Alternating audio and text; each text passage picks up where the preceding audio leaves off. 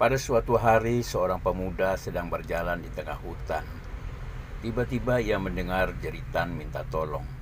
Ternyata ia melihat pemuda sebayanya sedang bergumul dengan lumpur yang mengambang. Semakin dia bergerak, malah semakin ia terperosok. Pemuda yang pertama dengan sekuat tenaga memberikan pertolongan kepada pemuda kedua dan berhasil. Ia pun mengantar pemuda keduanya ke rumahnya. Ternyata pemuda keduanya itu adalah seorang bangsawan. Rumahnya sangat besar, megah, dan mewah. Ayah pemuda kedua itu sangat berterima kasih atas pertolongannya yang diberikan kepada anaknya dan hendak memberikan sejumlah uang. Namun pemuda pertama menolak dan berkata, sudah selayaknya setiap manusia untuk saling menolong.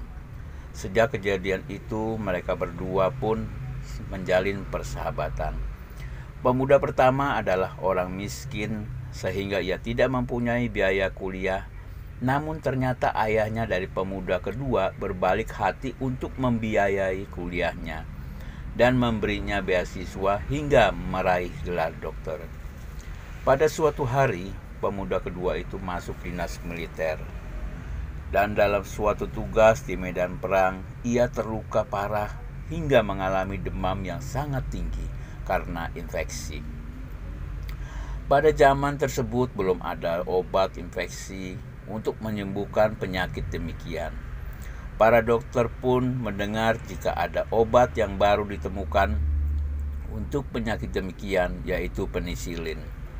Pemuda tersebut berangsur-angsur pulih kesehatannya setelah diobati dengan penisilin.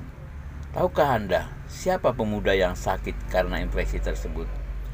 Dia adalah Winston Churchill, pemuda yang jatuh ke lumpur saat ia berada di hutan. Dan tahukah siapa yang menemukan penisilin itu? Orang itu adalah Alexander Fleming, si pemuda pertama. Dari kisah kita menarik kesimpulan, berbuat baiklah dimanapun, kapanpun, dan kepada siapapun.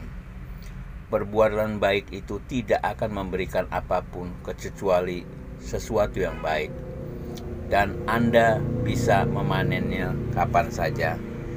Jika kita hidup di dalam dunia ini, baiklah kita saling tolong-menolong kalau memang itu kita punya motivasi yang benar.